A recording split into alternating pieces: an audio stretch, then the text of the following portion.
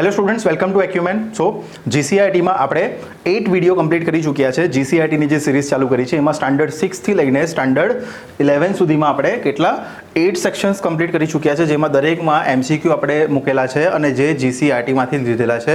અને આ જ બધા એમસીક્યુ તમારા જીપીએસસીમાં કેવી રીતે પૂછાય છે એ રીતે મેં તમને સોલ્વ કરીને આપ્યા છે.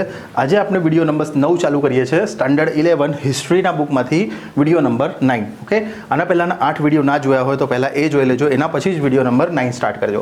ચાલો, તો ફર્સ્ટ ક્વેશ્ચન જોઈએ છે, કયા પાલી ગ્રંથમાં ગણરાજ્યોના નામોની યાદી આપેલી છે? શું કીધું છે? કયા પાલી ગ્રંથમાં ગણરાજ્યોના નામોની યાદી આપેલી છે? 10 સેકન્ડ છે તમારી પાસે. નીચેનામાંથી કયા પાલી ગ્રંથમાં ગણરાજ્યના નામોની યાદી આપેલી છે?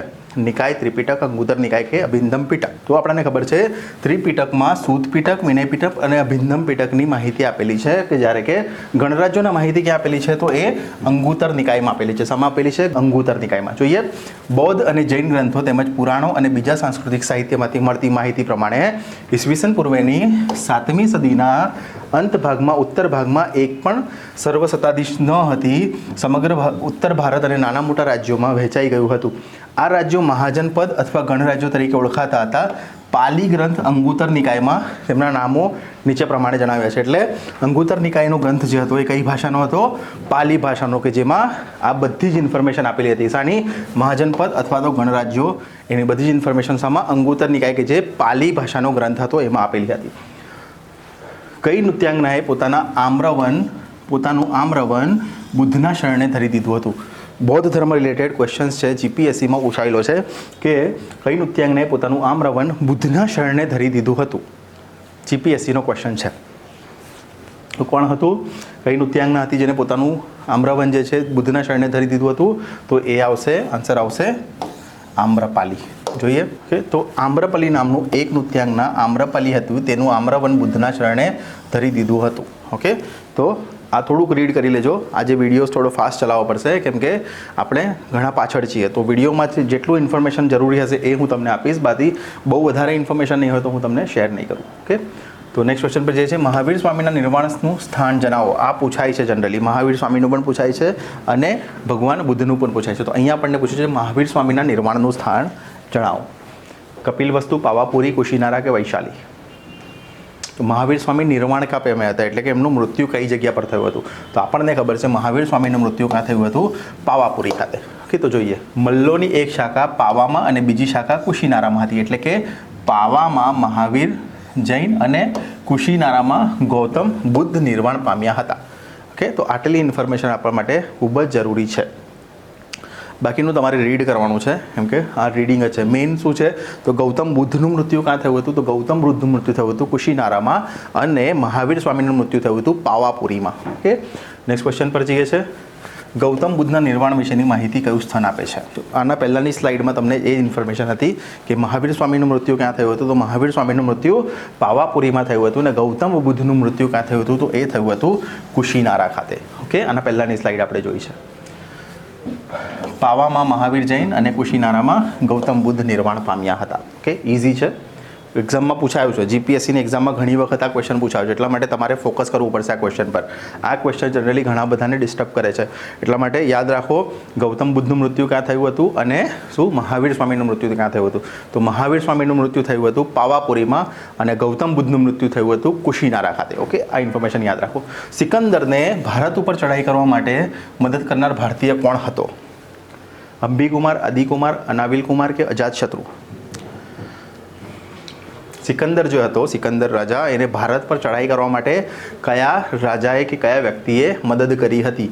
કે જે ભારતનો શું કહેવાય છે, ભારતનો પહેલો ગદ્દાર માણસ કહેવાય છે. એ કયો રાજા હતો? તો એ હતો અંબિકુમાર અને એની સાથે સાથે બીજો કોણ હતો? એક શશિગુપ્ત કરીને પણ હતો. કોણ હતું? શશિગુપ્ત કરીને. જોઈએ આમાં ઇન્ફોર્મેશન આગળ. તક્ષશિલાના રાજાએ પોતાના પુત્ર અંબિકુમારને મોકલીને સિકંદરને હિંદ પર ચઢાઈ કરે તે મદદ આપવાનું વચન આપ્યું. તે જ રીતે સરહદના બીજા એક રાજા શશિગુપ્તે પણ સિકંદરને મદદ કરી. આમ ભારતીય ભૂમિના ઇતિહાસમાં નોંધાયેલા બંને સૌપ્રથમ શું હતા? કે દેશદ્રોહીઓ કહી શકાય. કોણ? અંબિકુમાર અને શશિગુપ્ત. કોને મદદ કરી હતી? મેસોડોનિયાના રાજા ફિલિપનો પુત્ર સિકંદર કેટલા વર્ષે 20 વર્ષની ઉંમરે ગાદી આવ્યો હતો. તે નાનપણથી જ વિશ્વ વિજેતા બનવાની ઈચ્છા ધરાવતો હતો. ભારત પર કરેલા આક્રમણોના ભારતના ઇતિહાસમાં મેસોડોનિયા આક્રમણો તરીકે ઓળખાય છે. એટલે કે ક્વેશ્ચન પૂછાય કે સિકંદરે જે આક્રમણો કરેલા ભારત પર એ કયા આક્રમણો તરીકે ઓળખાય છે? તો એ મેસોડોનિયાના આક્રમણ તરીકે ઓળખાય છે. કેમ કે મેસોડોનિયાનો રાજા ફિલિપ હતો, એનો પુત્ર સિકંદર હતો. અરબેલાના યુદ્ધમાં ઈરાનના દરાસઈ ત્રીજાને હરાવી સિકંદરે હિન્દ પરના આક્રમણની તૈયારી કરી. ક્વેશ્ચન ફરીથી પૂછાઈ શકે કે હિન્દ પરના આક્રમણની તૈયારી સિકંદરે ક્યાંથી કરી હતી? તો એ અરબેલાના રાજા કોણ હતા? દરાયસ ત્રીજાને હરાવીને એણે તૈયારી કરી હતી. આખરે તેણે ભારત તરફ જવાના માર્ગે લશ્કર માટે કિલ્લો બંધાવ્યા. આવા એક કિલ્લા નાસિયાથી તેણે તક્ષશિલાના રાજા તથા સિંધુ પશ્ચિમે આવેલા રાજાઓને પોતાના ભળી જવા આમંત્રણ આપ્યું. ઓકે, નેક્સ્ટ ક્વેશ્ચન પર જઈએ છે. અશોકનું હૃદય પરિવર્તન કયા યુદ્ધથી થયું? અહીંયા શું પૂછ્યું છે કે અશોકનું જે હૃદય પરિવર્તન થયું હતું એ કયા યુદ્ધથી થયું હતું? જુનાગઢનું, કર્ણાટકનું, ઉજ્જૈનનું કે કલિંગનું? અને આ કલિંગનું યુદ્ધ જે થયું હતું એ કલિંગના યુદ્ધનું વર્ષ પણ ઇમ્પોર્ટન્ટ છે. વર્ષ કલિંગનું યુદ્ધ કયા વર્ષે થયું હતું એ પણ, કેમ કે આ ઇમ્પોર્ટન્ટ ઇન્ફોર્મેશન છે. બિકોઝ કેમ કે આ યુદ્ધ પછી અશોકનું હૃદય પરિવર્તન થયું હતું અને એને શસ્ત્રો છોડીને શાસ્ત્રો તરફ આગળ વધ્યો હતો એટલા માટે. તો આ ક્વેશ્ચન જે છે એ જીપીએસસીની એક્ઝામમાં પૂછાયો છે. કલિંગનું યુદ્ધ કયા વર્ષે થયું હતું એ રીતે. ઓકે, તો અશોકનું હૃદય પરિવર્તન કયા યુદ્ધથી થયું હતું? તો એ હતું કલિંગનું યુદ્ધ. અને કલિંગનું યુદ્ધ ક્યારે થયું હતું? તો ઈસવીસન પૂર્વે 261નો સમયગાળો. ઓકે, અશોકનો. નેક્સ્ટ ક્વેશ્ચન પર જઈએ છીએ. થોડીક ઇન્ફોર્મેશન જોઈ લઈએ સમ્રાટ અશોક વિશે. તો સમ્રાટ અશોકનો સમયગાળો જે છે એ ઈસવીસન પૂર્વે 273થી લઈને ઈસવીસન પૂર્વે 232 સુધીનો છે. ઓકે, તો એ કોણ હતો? તો બિંદુસારનો ઉત્તરાધિકારી તરીકે અશોક શ્રેષ્ઠ શાસનતંત્ર ઊભું કર્યું હતું. તો અશોકના પિતા કોણ હતા? તો બિંદુસાર જે હતા એ અશોકના પિતા હતા. અને બૌદ્ધ પરંપરા અનુસાર અશોકે પોતાના 99 ભાઈઓની હત્યા કરીને ગાદી આવ્યો હતો. જો કે ઇતિહાસકારો આ બાબતે માનતા નથી, તો આ તમને નહીં પૂછાય.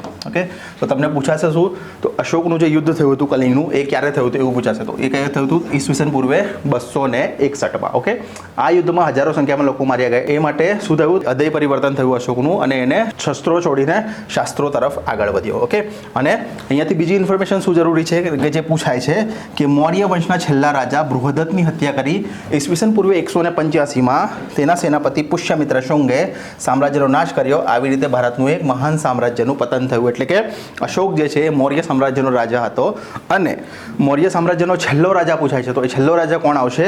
છેલ્લો રાજા બૃહદત્ત આવશે કે જેની હત્યા કોણે કરી હતી?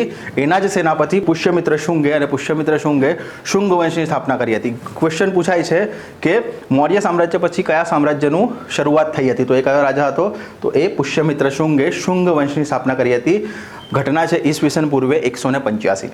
ઓકે, નેક્સ્ટ ક્વેશ્ચન પર જઈએ છે. અર્થશાસ્ત્રના રચયિતા કોણ હતા? એકદમ ઇઝી ક્વેશ્ચન છે અને એક્ઝામમાં ઘણી વખત આ પૂછાયેલો છે. ઇકોનોમિક્સ, અર્થશાસ્ત્રના રચયિતા કોણ હતા? તો કોણ હતા અર્થશાસ્ત્રના રચયિતા? એ હતા ચાણક્ય. ઓકે, ચાણક્ય વિશે થોડીક ઇન્ફોર્મેશન ભણીએ કેમ કે આ ઘણી એક્ઝામમાં પૂછાય છે. અર્થશાસ્ત્રની રચના ચંદ્રગુપ્ત મૌર્યના ગુરુ કૌટિલ્ય કે જેને ચાણક્ય તરીકે પણ ઓળખવામાં આવે છે તેમણે કરી હતી. અર્થશાસ્ત્ર એ મૌર્યકાલીન રાજ્યનું સ્વરૂપ, તેના સિદ્ધાંતો, રાજાના કર્તવ્યો વગેરે પર પ્રકાશ પાડતો મહાન ગ્રંથ છે. ચાણક્યએ ચંદ્રગુપ્ત અને બિંદુસારના માર્ગદર્શક તરીકે રહ્યા હતા. હવે અહીંયાથી જનરલી સ્ટુડન્ટ્સ થાપ ખાઈ જાય છે અગર આ ક્વેશ્ચન આવે છે કે ચાણક્યએ કયા કયા રાજાને મદદ કરી હતી? તો એમાં શું આવશે? ચંદ્રગુપ્ત મૌર્ય તો આવશે જ આવશે અને સાથે સાથે એનો પુત્ર જે કે બિંદુસાર છે એના સમયમાં પણ એ માર્ગદર્શક તરીકે રહ્યા હતા. તો આ યાદ રાખજો. તેમણે રાજ્યના સપ્તાંગ સિદ્ધાંતની રચના કરી અને કર વ્યવસ્થા અને રાજકીય સ્વરૂપો તેમણે પોતાના વિચારોના ગ્રંથમાં મહત્વપૂર્ણ આલેખ્યા છે. ઓકે, બીજું શું અહીંયાથી નીકળી શકે છે? તો અહીંયાથી મેઇન તો જે છે એ અર્થશાસ્ત્રની રચના જ સૌથી મોટી છે કે જે કોણે કરી હતી? તો એ ચાણક્યએ કરી હતી. અને કયા યુનિવર્સિટીમાં ભણ્યા હતા એ પણ પૂછી શકે. તો તક્ષશિલા નામની જે તક્ષશિલા ક્યાં આવેલી છે? હાલ એ તો ગંધાર નામનો પ્રદેશ છે. અફઘાનિસ્તાન સાઈડ પર જે ગાંધાર નામનો પ્રદેશ છે ત્યાં તક્ષશિલા આવેલી હતી અને ત્યાં જ ચાણક્યએ અભ્યાસ કર્યો હતો. ઓકે, નેક્સ્ટ ક્વેશ્ચન પર જે છે. મેગેસ્થનીસ કયા દેશ રાજદૂત હતા? સિરિયા, ઈરાન, ઇરાક કે ગ્રીસ? કોણ? મેગેસ્થનીસ. મેગેસ્થનીસ ક્યાંના રાજદૂત હતા એ પૂછેલું છે. બીજું મેગેસ્થનીસ કયા રાજાના રાજદૂત હતા એ પણ પૂછી શકે છે, તો એ પણ કહેજો. તો મેગેસ્થનીસ ક્યાંના હતા? એ બેઝિકલી હતા ક્યાંના? ગ્રીસના. ઓકે, તો મેગેસ્થનીસ વિશે થોડુંક ભણી લઈએ. એના પહેલાં ક્વેશ્ચન કરી લઈએ, કેમ કે આ રિલેટેડ ટુ ઇન્ફોર્મેશન છે. મેગેસ્થનીસ કે જે ચંદ્રગુપ્ત મૌર્યએ કોણે હરાવ્યો હતો? સેલ્યુકસ નિકેતરને. કોણે હરાવ્યો હતો? સેલ્યુકસ નિકેતરને. અને સેલ્યુકસ નિકેતરની પુત્રી જે હતી, સેલ્યુકસ નિકેતરની પુત્રી કે જે ચંદ્રગુપ્ત સાથે પરણાવવામાં આવી હતી, જેનું નામ શું હતું? એનું નામ હતું હેલિના. કોણ? હેલન એનું નામ હતું. તો થોડી ડિટેલ જોઈ લઈએ.